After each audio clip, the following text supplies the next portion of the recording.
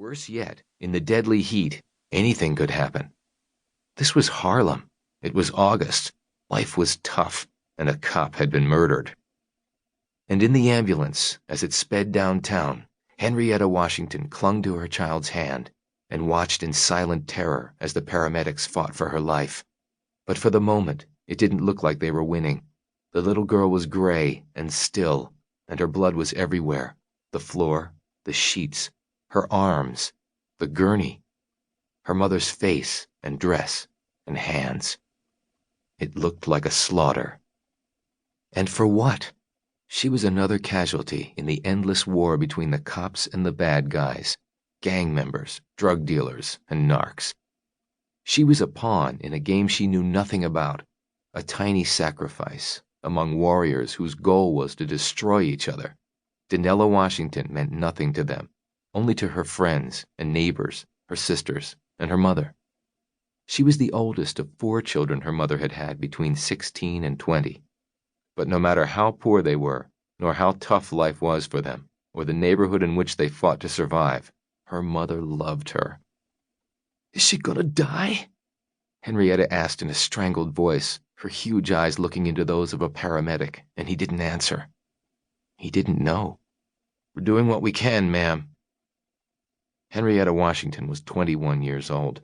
She was a stereotype, a number, a statistic. But she was so much more than that. She was a woman, a girl, a mother. She wanted more than this for her kids.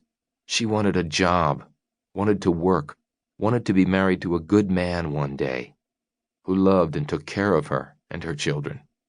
But she had never met a man like that. Her kids were all she had for the moment, and she had nothing to give them but her love. She had a boyfriend who took her to dinner once in a while, with 3 kids of his own to support. He hadn't been able to find a job in 6 months and drank too much when he took her out. There were no easy solutions for either of them, just welfare, an odd job from time to time, and a hand-to-mouth existence.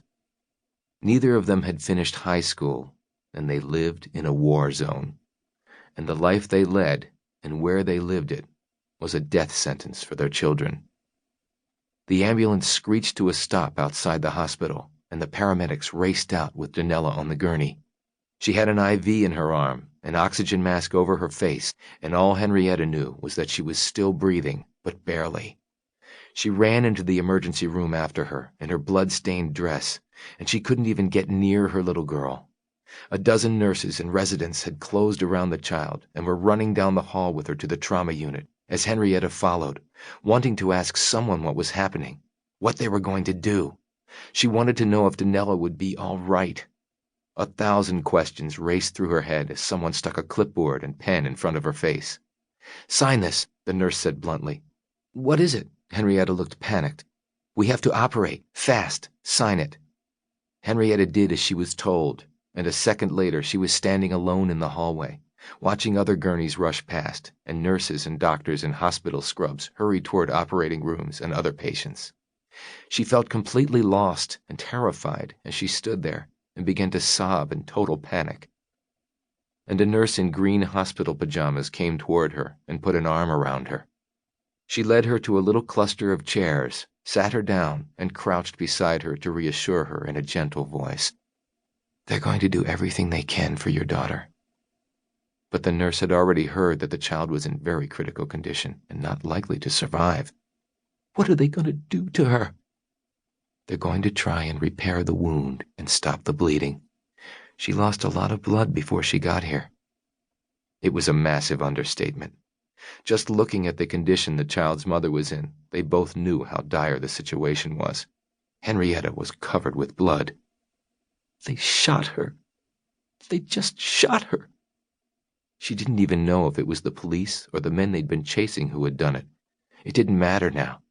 If Danielle died, what did it matter who had killed her, good guys or bad?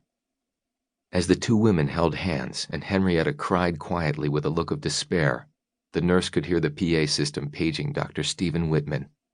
He was second in command in the trauma unit and one of the best men in trauma in New York, and she said as much to Henrietta. "If anyone can save her, he will. He's the best there is. You're lucky he's..."